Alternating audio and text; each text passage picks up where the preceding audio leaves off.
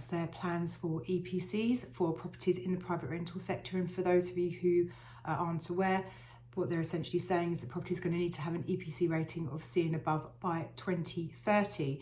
So a lot of landlords are now scratching their heads and thinking, gosh, okay, well, I know this is on the horizon yet again. How am I going to fund it? So the news about the Warm Home Scheme being introduced was really, really welcomed by the industry. So what is the scheme? How does it work? And who's it going to benefit? So essentially, the devil's really going to be in the detail on this one, particularly around the question of eligibility. So the funding is going to only apply for certain eligible postcode areas, which does cover, granted, almost half of the UK. And it's really going to be focused around those areas which are kind of heavy on older properties.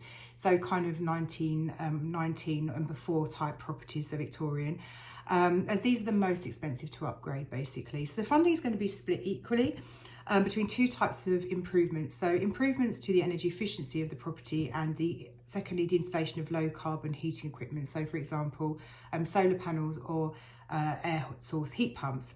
So £30,000 will be available to landlords, or up to £30,000, I should say, with just one property to complete the works. But if you own two investment properties, you would have to fund 50% of the cost of all subsequent properties. So your first property would be eligible up to 30,000. Any more properties, it would be 50% of the costs. Now, this brings into question a couple of points. So first of all, does that mean that the kind of spending cap on refurbishment would be £30,000 before an exemption could be obtained?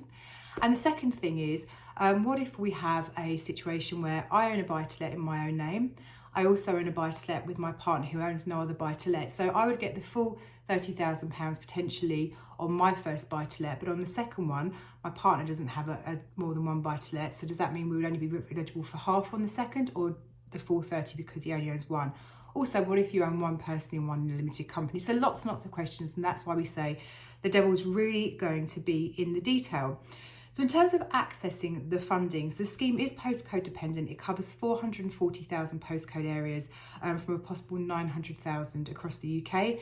And there are some exemptions that make the scheme more complicated to navigate. So eligibility is based on postcode, landlords with low income tenants on benefits, landlords with tenants where the household income is below 36,000, and this is going to depend on the family size, and also properties currently with EPC rating of D to G.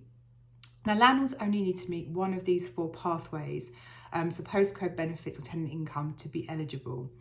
So in terms of the reaction to this, it's really, really positive. The fact there might be assistance at all in the cost of upgrading will be really welcome. As we know from previous government schemes, they are quite complicated to access funding, so let's hope that Labour do a good job this time around and actually make the scheme very, very clear about who's eligible, make it easy to kind of access the funds if you're eligible, and then we can all kind of get on with making the improvements to our properties relatively quickly. Now, for those of you who are in the half of the country where your properties aren't postcode eligible and you're still thinking about ways that you're going to be able to fund the cost of the improvement works that you're going to need to make, there's lots of options available to you. So you could be thinking about things like remortgaging and raising money. You could go back to your existing lender and ask for a further advance. Lenders are very good actually at supporting existing borrowers where they're looking to make green improvements to properties in terms of finance. It could be that actually because of the timings involved, bridging finance might be more appropriate for you. But I think the message here is very much there is a scheme on the horizon. More details will follow. Fingers crossed that we're going to be eligible for it. I've got a buy-to-let myself that's going to need works doing to it.